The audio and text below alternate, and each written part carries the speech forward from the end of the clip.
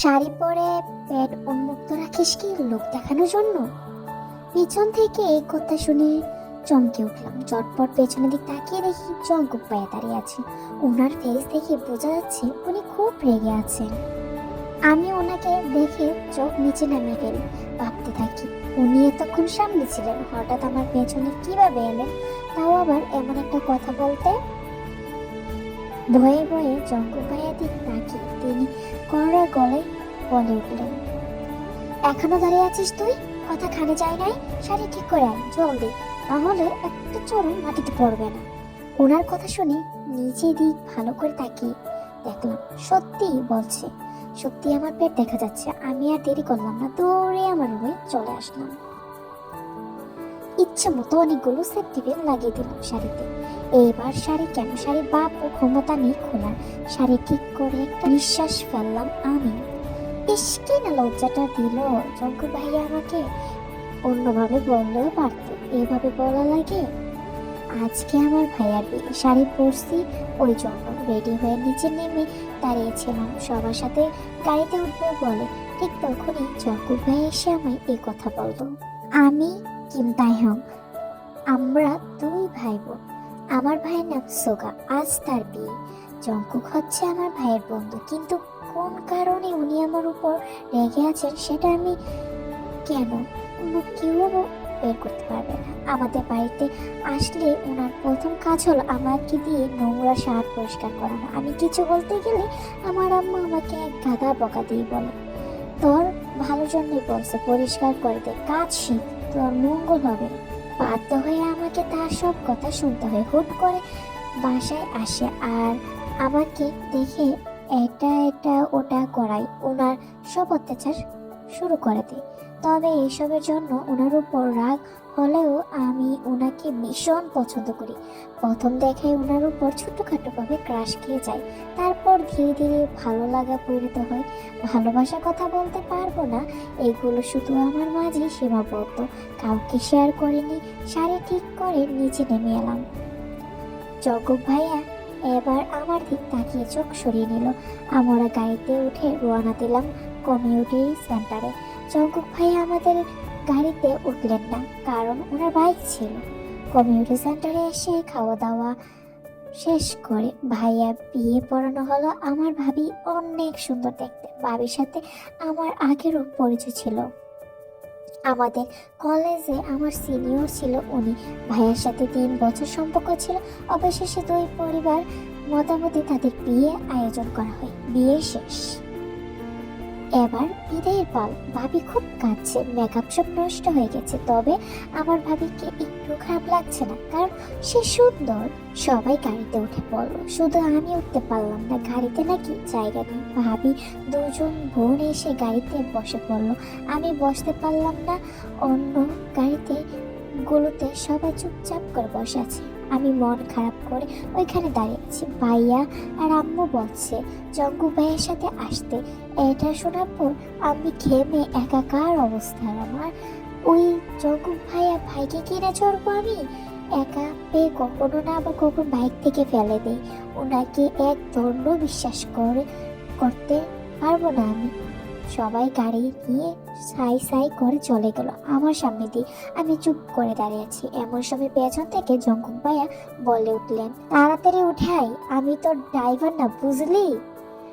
হুট করে আমি যেন ওনার বাইকে নিজে থেকে উঠতে যাচ্ছি। ড্রাইভার তো দূরে থাক, আপনাকে কেউ কাজের লোকও কাজ দিবে নাকি না তাও সন্দেহ। মনে মনে এসব ভাবছি। হুট করে জঙ্কুক ভাই এসে আমার হাত টেনে আমাকে বাইকের সামনে দাঁড় করায়। উনি বাইকে উঠে বসেন, তারপর আমাকে উদ্দেশ্য করে বললেন, তোর পেছনে টাইম নষ্ট করা কোনো ইচ্ছে নেই আমার, উঠে বস, না হলে এখানে রেখে চলে যাব। ওনার কথায় তড়িঘড়ি করে উঠে ওনার পেছনে উঠে বসলাম আমি। মুহূর্তে উনি বাইক স্টার্ট দিলেন। একটা বাইক না প্লেন আমি কিছু বুঝতে পারছি না, এত স্পিডে কেউ বাইক চালায়। এইদিকে আমি নিজে ব্যালেন্স ধরে রাখতে পারছি না, বারবার হাতটা ওনার কাঁধে গিয়ে পড়ছে। কিছু দূর যেতেই আমি বাইক থেকে পড়ে গেলাম রাস্তায়। কয়েকটা গড়াগড়ি খেয়ে থামলাম একটা গাড়ির সামনে। ব্যথায় হাত পা একেবারে অবশ হয়ে গেছে, অনেক চোট পেয়েছি, রক্ত পড়ছে অনেক। বাইকে চাকার সাথে আমার শাড়ি আঁচল মুড়ে গিয়েছিল। তাই এই দুর্ঘটনা। জঙ্কুক ভাইয়া দৌড়ে বাইক থেকে নেমে এলো আমার কাছে। আমার চোখ দিয়ে পানি পড়ছে, ব্যথা কাঁদতে থাকলাম আমি। জঙ্কুক ভাইয়া আমাকে এক ঝাটকায় কোলে তুলে নিলেন, অতঃপর কোথাও যেতে যেতে বললেন, শাড়ি সামলাতে না পারলে শাড়ি পরছিস কেন? এই অবস্থাতে আমাকে বকতে ওনার বুকটাও বাঁধলো না। কি নিষ্ঠুর উনি! একটা অটো করে আমার হাসপাতালে নিয়ে এলেন উনি। স্যালাইন লাগিয়ে দেয়া হলো আমার হাতে। ডাক্তাররা ওনাদের কাজ করছে না। আমি চুপ করে শুধু জঙ্কুক ভাইয়ের দিক তাকিয়ে আছি। উনি চোখ গরম করে আমার দিক তাকিয়ে সাথে সাথে চোখ বন্ধ করে ঘুমে দেশে হারিয়ে গেলাম আমি। ভাইয়া বিয়ে 3 মাস শেষ। আজ বাসায় কিসের যেন আয়োজন করছে আম্মু আব্বু ভাইয়া আর ভাবি মিলে। আমি কিছু বুঝতে পারছি না। আমাকে বলা হয়নি কিছু। জঙ্কুক ভাইয়া রোজ রোজ আমাদের বাসায় আসেন এখন। আগের মতো আমাকে আর ওই নোংরা শার্ট পরিষ্কার করতে বলেন না উনি। এটা আমার খুব ভালো লাগছে। যাক, শেষমেশ একটা কাজ থেকে বাঁচা গেল। আজও জঙ্কুক ভাইয়া এসেছেন। আমি টিভি দেখছিলাম, আমাকে দেখে আমার পাশে উনি বসে পড়লেন। আমার কেমন যেন অস্বস্তি হচ্ছিল, তাই উঠে চলে এলাম আমার রুমে।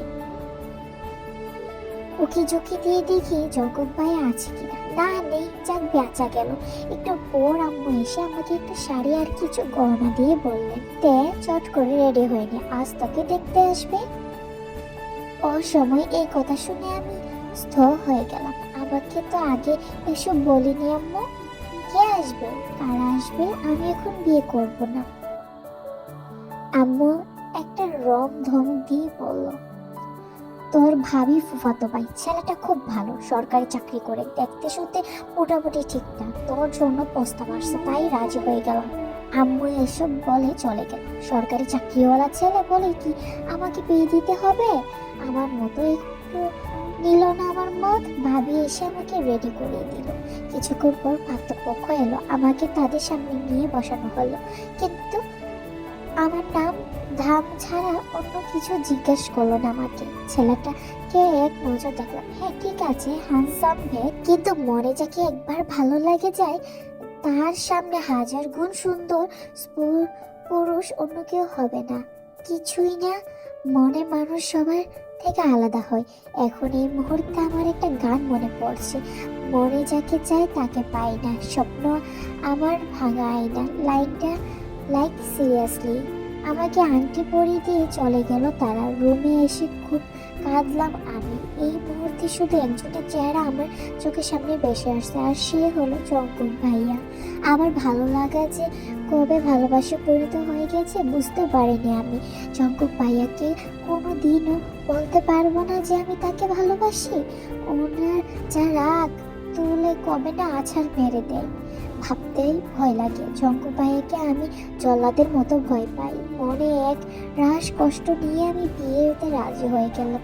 কি করব আর? আমি কিছু বলতে পারবো না কাউকে যে আমি জঙ্কুক ভাইয়াকে ভালোবাসি। কেউ মেনে নেবে কিনা জানা নেই। যদি আমার কারণে আমার ভাই আর জঙ্কুক ভাইয়ের বন্ধুত্ব নষ্ট হয়ে যায়। অবশেষে এলো আমার বিয়ে দিন। চুপ করে বসে আছি। একটু পর আমাকে নিচে যাওয়ার জন্য বলা হবে, বিয়ে পড়ানো হবে। মাঝখানে একটা পর্দা টাঙিয়ে দেওয়া হয়েছে। ও পাশে আমার হবু বর বসবে আর এই পাশে আমি বসবো।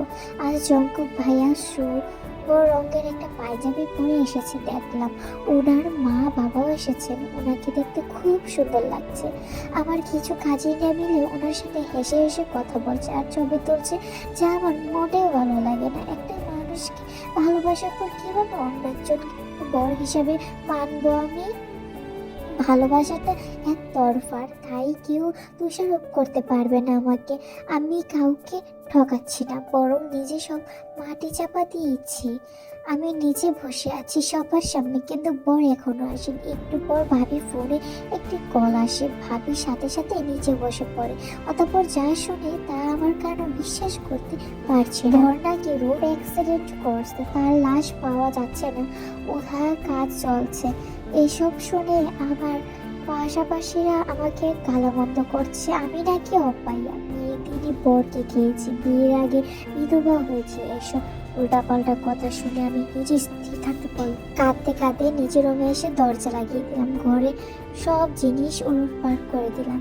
স্লিপিং পিল পাতাটা হাতে নিয়ে 5টা ওষুধ একসাথে খেয়ে ফেললাম।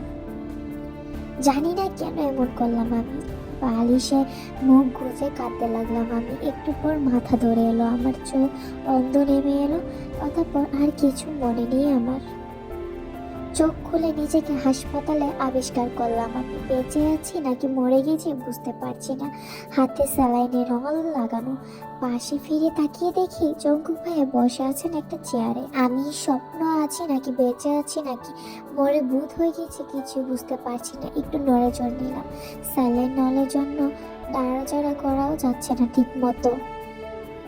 আমি যেই না আমার হাতে চিমটি কাটবো কিছু বোঝার চেষ্টা করবো, ঠিক তখন জঙ্কুক ভাই হুট করে আমার গালে ঠাস করে 2টা থাপ্পড় দিয়ে দিল। আমি গালে হাত দিয়ে শুয়ে আছি। দেখলাম ওনার চোখ মুখ ফুলে লাল হয়ে আছে। এবার বুঝলাম আমি স্বপ্নে নেই, বেঁচে আছি, বাস্তবে আছি। জঙ্কুক ভাইয়া চোখ মুখ এত ফোলা কেন? আচ্ছা উনি কি কেঁদেছেন? কিন্তু কেন কেঁদেছেন? আমার ভাবনা বিচ্ছেদ করে জঙ্কুক ভাইয়া ধমকে উঠলেন। উনি চিৎকার দিয়ে বললেন, সুইসাইড করার শখ হলে আমাকে বলতি, আমি নিজে তোকে নানান ধরনের উপায় বলে দিতাম। এমন কাজ কেন করলি তুই? কাউকে না জানিয়ে সুইসাইড কেন করতে গেলি? এইটা মহব্বত জানোস না? আমি ঠোঁট উল্টিয়ে বললাম, আমি সুইসাইড করলে আপনার কি? কথাটা শোনা মারতে জঙ্কুক ভাই আমার দিকে ঝুঁকে পড়লো। আমি আমার মুখটা অন্যদিকে নেওয়ার চেষ্টা করছি, কিন্তু কড়া গলায় বলে উঠলেন উনি, আমার কি মনে হয়? আমারই তো সব। আমি বোকার মতো তাকিয়ে আছি। উনি সরে গেলে আমার কাছ থেকে, তারপর বলে উঠলেন, তের বাচ্চাতে তোর জন্য আমার সব প্ল্যান ভেস্তে গেল। কোনি কোথাকার? আর একটু অপেক্ষা করলে কি মহাপাপ হতো? শেষ পর্যন্ত দেখতেই যে কি হয় তা না, তুই শুট করে সুইসাইড করার চিন্তা নিলি পেতনি।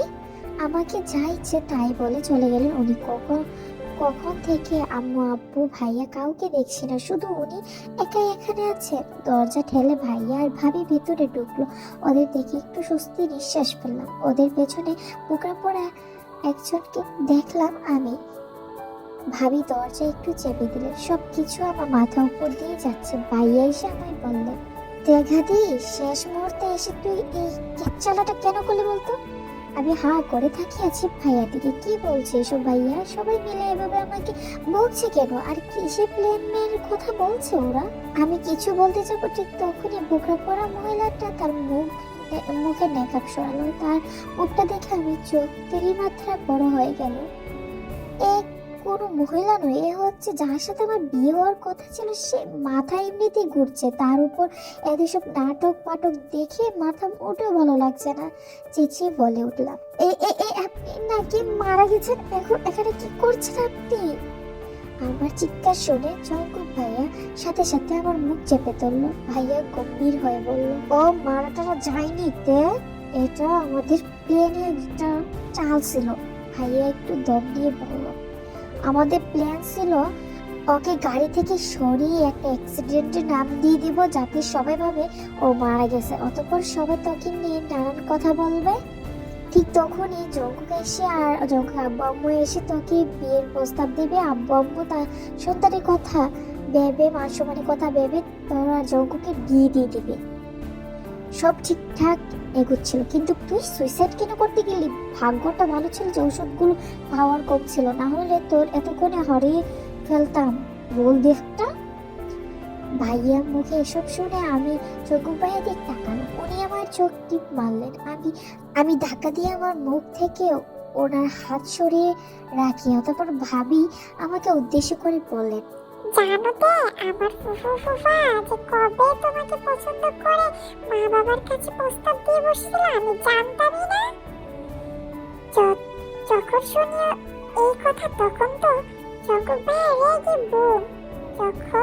তখন ফাটার সম্ভাবনা, কারণ আমি আর তোমার ভাইয়া জানতাম জঙ্কুক ভাইয়া তোমার প্রতি দুর্বল, ও তোমাকে পছন্দ করে অনেক। কিন্তু পরিস্থিতি এমন যেন কেমনটা সামলাবো বুঝতে পারছিলাম না। তারপর আমার ফুফাতো ভাই কে সব খুলে বলে এবং আমাদের প্ল্যানটার কথা বলে, কিন্তু তুমি যেমন কাজ করবে তা ভাবিওনি। জঙ্কুক ভাইয়া উনি আমাকে পছন্দ করেন, মানে মানে আনন্দে নাচতে লাগলাম। কি তা এদের যে দেখানো যাবে না, মুখটা বাকিটা ভিতরে। তোমরা ভাবলে কি করেছে জঙ্কুক ভাইয়াকে আমি বিয়ে করব? ওনাকে আমি সহ্য করতে পারি না, উনি নিজেও আমাকে সহ্য করতে পারে না, তাহলে কিসে বিয়ে ফিয়ে? আমার কথায় জঙ্কুক ভাই হেসে বললে, তোরা এখন যা, আর যে হোক 2 দিন তুমি আড়ালে থাকো, আমি আর তে বিয়ে কালই করছি। আমি অবাক, কাল বিয়ে করছে মানে? সত্যি সত্যি উনি আমায় মেরে ফেলার প্ল্যান করছেন নিজ্ঞাত? ভাইয়া ভাবি আর যে হোক চলে গেলেন। জঙ্কুক ভাইয়া আমার কাছে এসে বললেন, তোর হাসিতে মুক্ত ঝরে, তোর গজাদার দেখে আমার চোখে নেশা লাগে, তোকে না দেখলে মন আনচান করে। এবার বলতো তোকে না ভালোবাসলে কাকে ভালোবাসবো আমি? আমি চোখ বুজে নিলাম। উনি আমার এতটা কাছে যেন ওনার উত্তপ্ত নিঃশ্বাস আমার চোখে মুখে আছড়ে পড়ছে। আমি নিবিড়, ওনাকে কিছু বলার সাহস আমার নেই। কবে ঘুমিয়ে পড়ছি জানি না, তবে ঘুম থেকে উঠে চোখ মেলে তাকিয়ে দেখি জঙ্কুক ভাইয়াকে দেখলাম আগে আমার হাত জড়িয়ে ধরে ঘুমিয়ে আছেন। হাসপাতাল থেকে আমাকে রিলিজ করে দেওয়া হলো। বাড়িতে আসতে না আসতে বিয়ে তোড়জোড় শুরু হয়ে গেল। আবারও বসে আছি, তবে এবার কবুল বলতে পেরেছি, কিন্তু বর যে হোক না জঙ্কুক ভাইয়া। আমি এখন আমার রুমে। আমার বিদায় দেওয়া হয়নি, বিদায় কার্যকাল সম্পূর্ণ হবে। বুকে কেউ হাতুড়ি পেটাচ্ছে, বিদায় এমন হচ্ছে কেন বুঝলাম না। জঙ্কুক ভাইয়া জ্বরে বেগে আসলেন রুমে। আমি হরচকিয়ে উঠলাম। আমাকে বলে উঠলেন, এই তুই এদিকে আয়, নামাজ পড়বো।